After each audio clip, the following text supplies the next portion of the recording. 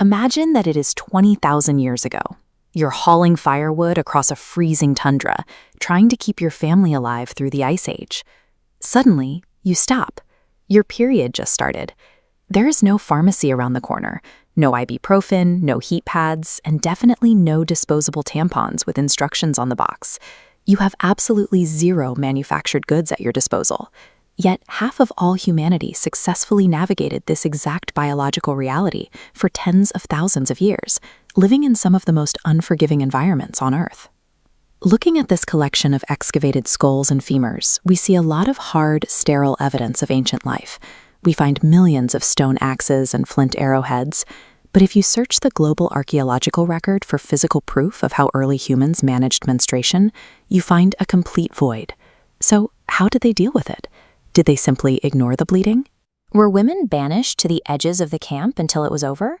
Or have we been overlooking one of the most consistent aspects of the ancient female experience?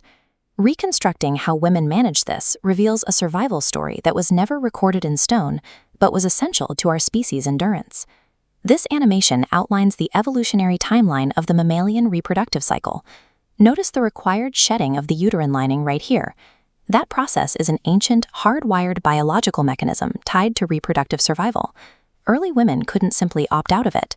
The reason archaeologists can't find prehistoric pads or tampons comes down to a scientific concept called preservation bias.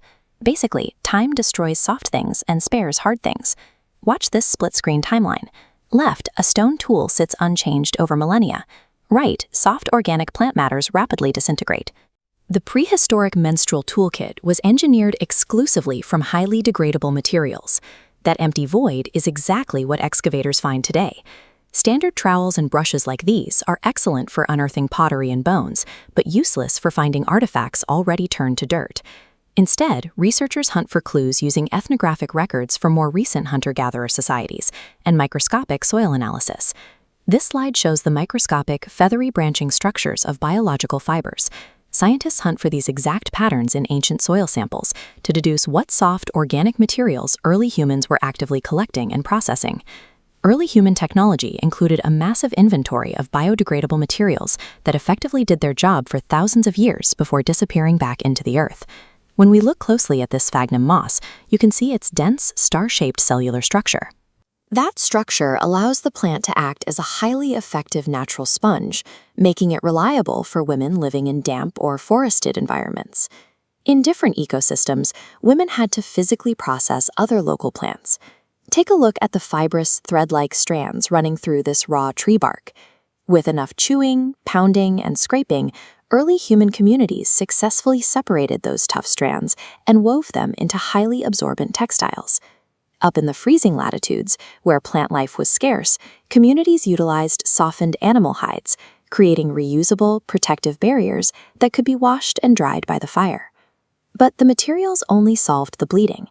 Navigating a period also meant dealing with the intense physical toll of cramps, deep fatigue, and heavy muscle aches, entirely without the help of modern painkillers.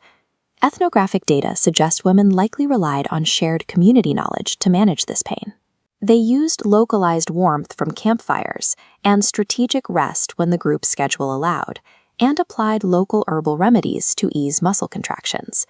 Historical records of hunter-gatherer societies show that for many groups, periods were a routine part of a very active life. This reality of integrated labor is mirrored in rock art like this, where figures are caught in a state of perpetual movement and shared work, showing a world where every member remained a constant contributor to survival. Managing menstruation was a logistical challenge conquered through a masterful understanding of local ecology and close-knit community cooperation. When we think about early human history, we should view prehistoric women as resourceful innovators rather than passive participants at the mercy of their biology. Creating these biodegradable health solutions required intense scientific observation, generations of trial and error, and a profound knowledge of their local environments. Our prehistoric woman from earlier didn't let her biology stop her day. Because of the materials she gathered and the knowledge passed down by her ancestors, she's back by the fire, confidently working and socializing with her community. We tend to measure the success of early humans by the things that survived in the dirt, like stone weapons. But that leaves out the brilliant, everyday problem-solving that kept the other half of the population healthy and active.